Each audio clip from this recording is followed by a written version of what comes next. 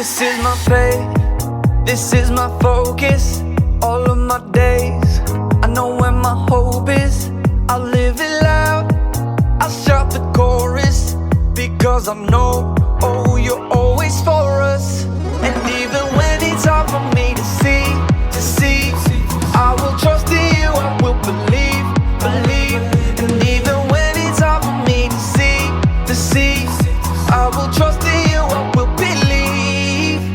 And keep on looking to you for where I'm going, knowing you go there too. I'll keep on looking to you. I'll fix my eyes on you.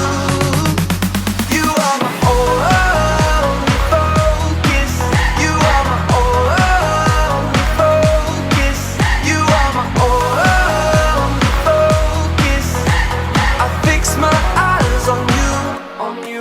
This is my faith, this is my focus. All of my days, I know where my hope is. I live it loud, I shout the chorus, because I know, oh, you're always for us. And even when it's hard for me to see, I will trust in you, I will believe. And even when it's hard for me to see, I will trust in you, I will believe. And keep on looking to you for where I'm going, knowing you go there too. I'll keep on looking to you. I'll fix my eyes on you. You are my only focus. You are my only focus. You are my only focus. I fix my eyes on you, oh yeah, oh yeah. You ready? Come on, let's go. Hands in the air, hands in the air. I know you're there, I know you're there. Anywhere, oh. Anywhere. I fix my eyes on you. Hands in the air, hands in the air. I know you're there, I know you're there. Anywhere. I fix my eyes on you. And keep on looking to you for where I'm going, knowing you go there too. I'll keep on looking to you. I'll fix my eyes on you. You are my only, you are my only focus. You are my only focus. I fix my eyes on you.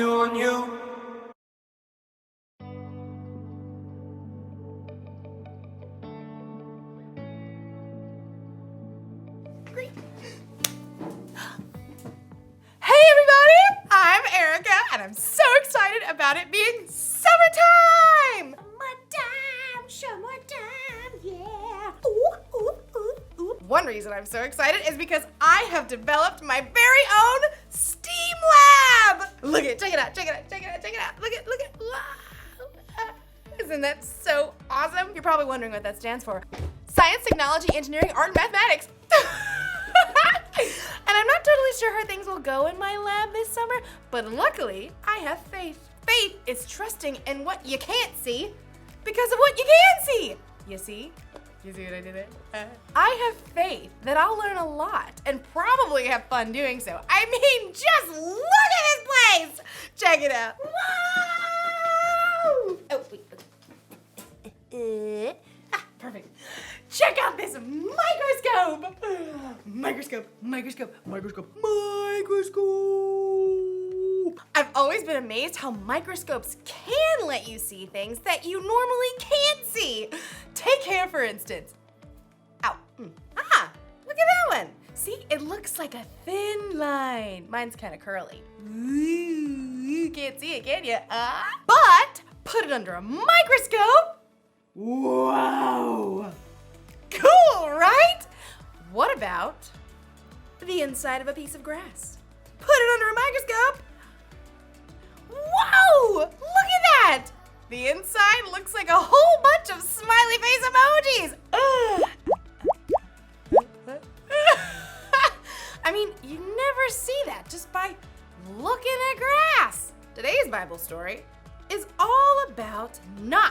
able to see everything, but remembering that God always does. It's like he's always looking through a microscope or something. So, let's take a look at this story and see what we can find.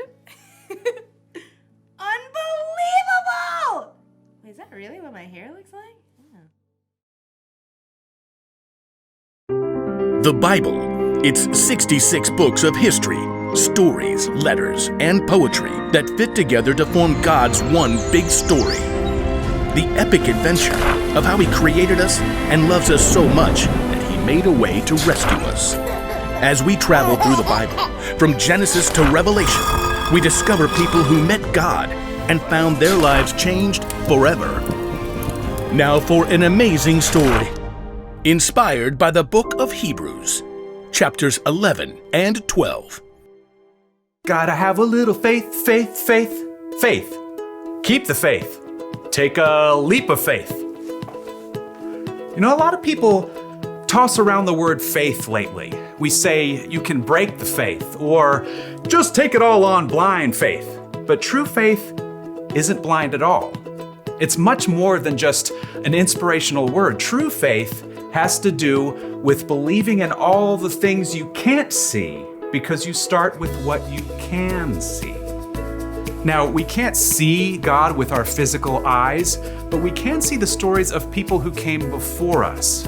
They lived in a broken world like we do, but they chose to follow God. They chose to trust His promise that one day He would send a rescuer that would make everything right again. The writer of Hebrews in the New Testament tells us about some of these men and women in God's story. People like Noah, people like Abraham. When God called Abraham, he was already getting old. He and his wife Sarah didn't have kids. Leave your country and your people. Leave your father's family. Go to the land I will show you. All nations on earth will be blessed because of you. God was planning on sending His rescuer as one of Abraham's great, etc. grandchildren. But still, even though Abraham had God's promise, he still couldn't see the one God was sending. Still, Abraham went on a wild adventure, following God's call. And even his descendants, Isaac, Jacob, and Joseph, all chose faith in God. Moses, too, was called by God from the fiery heart of a burning bush. Even though he was raised by Pharaoh's daughter, he chose to stand with his own people and face Pharaoh's anger to win freedom.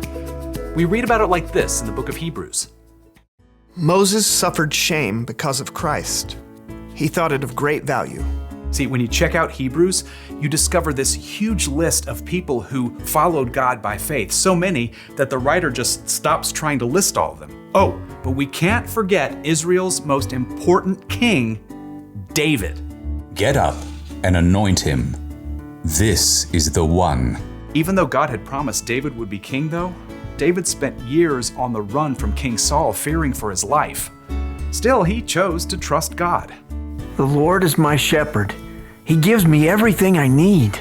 Now, none of these people in the Old Testament could see with their eyes how God was going to save His people, but they could see how He was working in their lives, how their needs were being met. So they chose to believe in His greater plan. They chose faith. Faith is being sure of what we hope for. It is being sure of what we do not see. That is what the people of long ago were praised for. Now, here's where the story turns. In Hebrews, we discover that none of those people in the Old Testament received what God had promised here on earth. That's because God had planned something better for us, so they would only be made perfect together with us. God's plan includes all of us from the very beginning of creation. So at just the right moment, at the perfect point in time, God sent His rescuer, the hero, His very own Son, Jesus. Jesus showed us how to live. He showed us what God was like, and He told us the most important thing. If you love one another, everyone will know you are my disciples. Love God, love others. It's the heart of the whole story. But then, Jesus was killed, and His friends thought the story was finished. Period.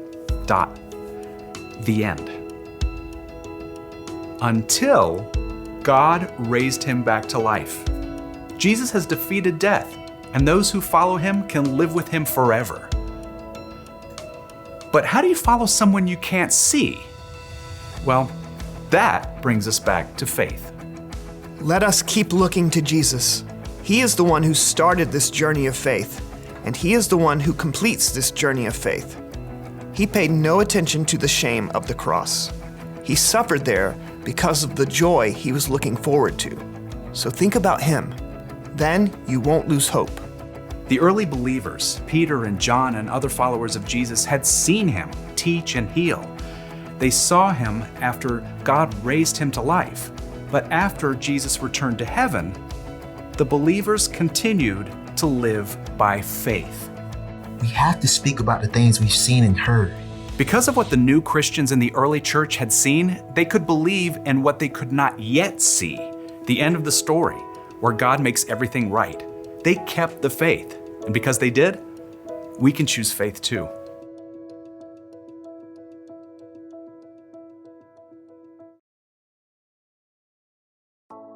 Woo! Take a look at this one.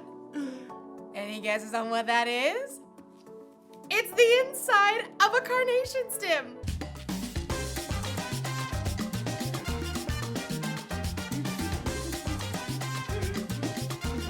It's amazing how things look so different under a microscope than they do just with our eyes. It makes me think of Hebrews chapter 11. It's where we can look back to all these people in history who had faith in God.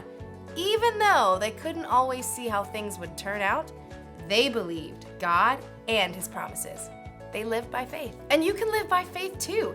In fact, having faith in Jesus and what he did for you on the cross is what makes it possible for you to have a relationship with God. Relationship status update. Even though we can't see Jesus in person, we can still have faith in him because we can see how he's worked in the lives of the people who've come before us. That's the one thing to remember today. You can know Jesus even though you've never seen him. If you want to know Jesus more and you don't know where to start, try talking with someone who has put their faith in Jesus. Or you can read the stories in the Bible of the people who trusted God long ago. There are lots of things we can see that can help us have faith. So, I hope you guys have an awesome day. I'm gonna look at a few more things under my microscope. Like maybe my nail! Let's check it out. Oh, I need to wash my hands better. This microscope tells you a lot.